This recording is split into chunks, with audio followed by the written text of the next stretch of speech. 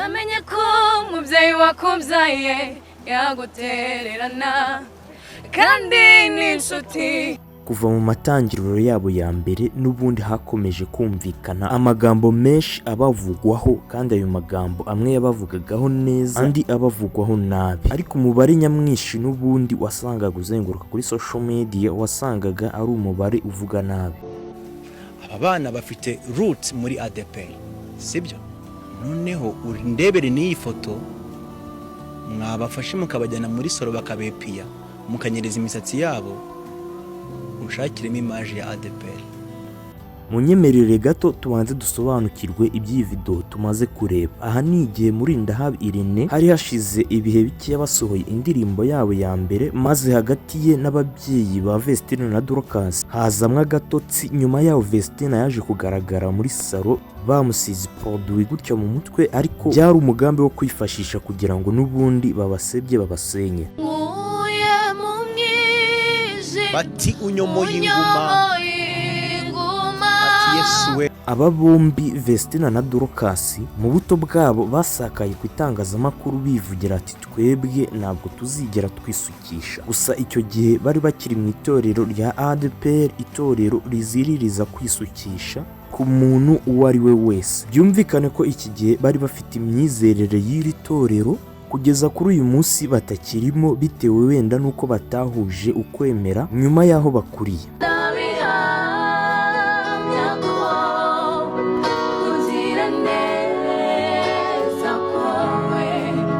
Turamutse tuvuze ati Vestine na Dorcas ntabwo bazi kuririmba, ni ikinyoma ku murenge bafungira umuntu. Mu by'ukuri nibyo bakunda kuririmba cyane, gusa nubwo bumvikanaga ku itangazamakuru bivugira ati ntabwo tuzisukisha, bisa nkaho bitari bibari mu maraso, ahubwo icyari kiri mu maraso ni ukwisukisha. Reka turebe impamvu. Iyo bigeze kuri gospel hari imyitwarire umuhanzi asabwa.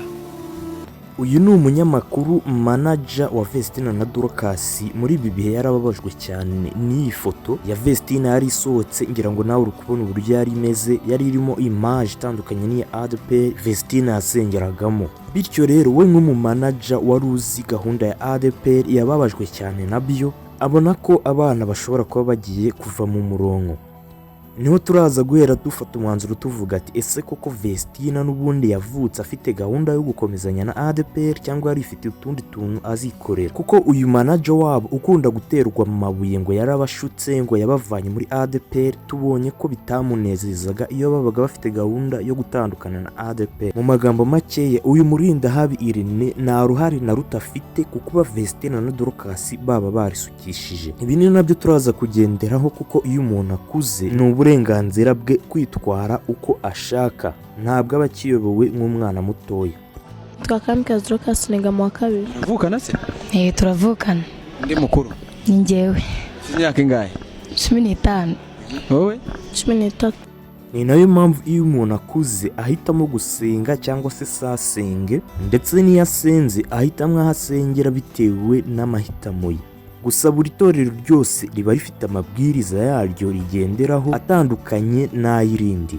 Ni nayo mpamvu nidukomoza muri adepr aho Vestine yakuriye na Dorcas ho batemeraga gusukisha.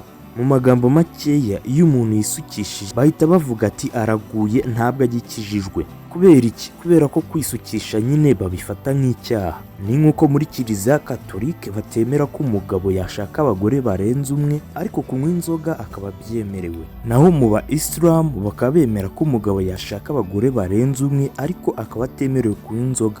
Byumvikane ko rero mu Bayisilamu iyo umuntu anyweye inzoga aba akoze icyaha, mu Bakatolike iyo umugabo ashatse abagore barenze umwe aba akoze icyaha, muri adepr iyo umuntu yisukishije aba akoze icyaha. Bose rero bagahuriza ku ijambo rivuga ati nimba ukoze iki ngiki nta bwami bw'ijuru uzabona.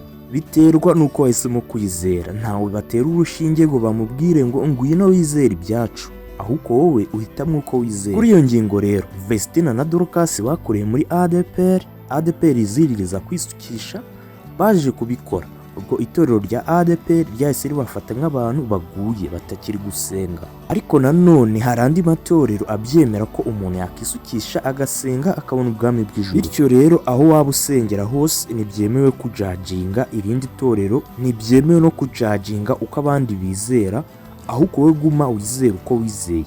Yariye muri Canada ana wa Vestine bare dorcas murinda habirende byose ayobe waguteye inda. Uyu mugabo nawe Pastor Claude akimara gutangaza ibi ati Vestine abyariye muri Canada atazi se w'umwana, bahise bamubatiza izina Sebiradio. Ariko ikitonderwa kuri iyi nkuru, ntabwo bamuvuguruje ndetse n'impamvu yatanze ntawe wazivuguruje ngo agaragaze ko yibeshye. Ahubwo nyuma yaho ejo bundi twaje kumva ngo Vestine yarabyaye ariko yabyariye mu ibanga. Ibyo byose ni mu ibanga.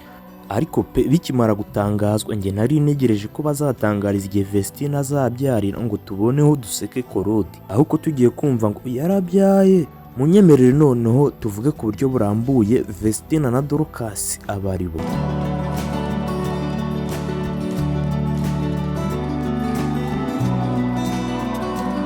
Vestine na Dorcas ni abavandimwe b'abakobwa baririmba indirimbo zo kuramya no guhimbaza Imana gospel. Bavukiye mu karere ka Musanze, bakurira mu muryango wa Gikristo kandi batangiye kuririmbira Imana bakiri bato muri korali z'itorero rya adepr. Vestine yavutse muri 2004 naho Dorcas avuka muri 2006. Bamenyekanye cyane nyuma y'indirimbo zabo nka Nahawe Ijambo, Adonai, Ibuye, Iriba, Nema, Yebo, Emmanuel n'izindi zitandukanye. Izi ndirimbo zabagize bamwe mu bahanzi ba gospel bafite abakunzi benshi mu Rwanda no hanze yarwo. Dore ibyo bavuzweho cyane. Icya mbere ni amakimbirane hagati y'ababyeyi babo na MIE, ubwo ni manager wabo Murindahabi Irene. Muri 2021 habayeho impaka nyinshi hagati y'ababyeyi ba Vestine na Dorcas n'uwari umujyanama wabo Irene Murindahabi. Ababyeyi babo bavugaga ko hari ibibazo mu mucungire y'umuziki w'abakobwa babo n'inyungu ziva kuri YouTube n'ibindi bikorwa bya muzika. Ibi byabaye inkuru ikomeye mu Rwanda icyo gihe. Indi nkuru yabavuzweho cyane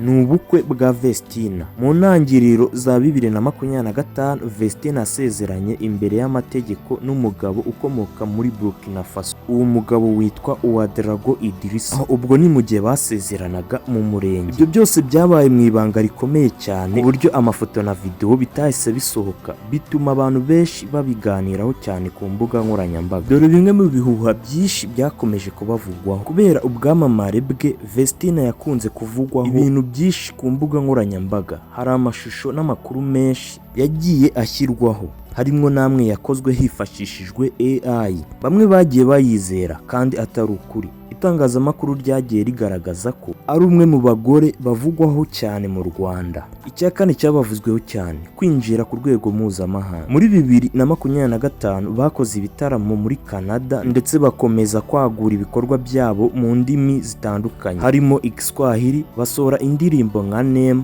Yebo na Kisima. Dore bimwe mu duhigo bagezeho. Bakoze igitaramo gikomeye cya mbere muri Camp Kigali muri 2022. Indirimbo yabo Yebo izwi nka Nitaware yarengeje miliyoni z'abayirebye mu minsi 5 gusa. Iba imwe mu ndirimbo za gospel z'abakobwa zakoze amateka mu Rwanda. Batwaye igihembo cya Gospel Artist of the Year muri Diva Award 2025. Dore uko abantu bakomeje kubabona. Abantu benshi babafata nk'icyitegererezo mu muziki wa gospel, impano ikomeye cyane yo kuririmba, ubutumwa bwiza buri mu ndirimbo zabo, gukomeza kwamamara bakiri bato, kugira indirimbo zifite views nyinshi cyane kuri YouTube. Kuri ubu tuvugana Vestine na Dorcas ibintu byabo biri mu ibanga, by'umwihariko Vestine nubwo hari amafoto ya Dorcas yaruka gusohoka abantu bakarikoroza batevye ati ni Shadibu, ntabwo bibaca intege. Gusa aho twitondera nuko ku ruhande rumwe adepr ibafata nk'abantu baguye, ariko bo ku giti cyabo n'abandi babashyigikiye bavuga ko batari bagwa bagikorera Imana. Ndetse ntabwo dushobora gutera amabuye adepr kuko ibyo adepr iziririza Vestine na Dorcas bakuze baziririza baje kubizirura. Ndabashimiye cyane ababanye natwe muri iyi video. Nge nitwa Olivier, Imana ibarinde.